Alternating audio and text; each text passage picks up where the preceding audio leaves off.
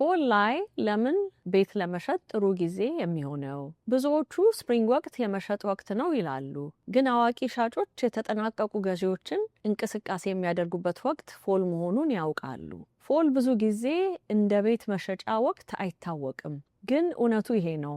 አሁን በገበያ ላይ ያሉ ገዢዎች በጣም የተነሳሱ ናቸው። እነሱ ዝም ብለው እየተመለከቱ አይደለም። ከዓመቱ መጨረሻ በፊት ቤት ለመግዛት ሩጫ ላይ ናቸው።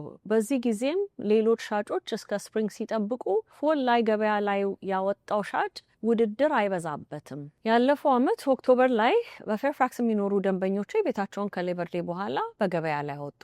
በዚያ ጊዜ በገበያ ላይ ጥቂት ቤቶች ብቻ ነበሩ።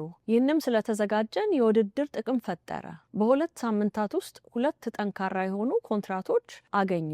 ገዢዎቹም ከዓመት መጨረሻ በፊት መግዛት ይፈልጉ ስለነበር። ብዙ ቤት ገበያ ላይ ከሌለ ያሉት ቤቶች ትኩረት ይሰጣቸዋል። የውጭውን መልክ ማሳመር፣ ሞቅ ያለ መብራት፣ ቆንጆ ጋርደን ወይም አበባ እና አታክልት እና በፎል ጌጣጌጦች ቤትን ማሳመር።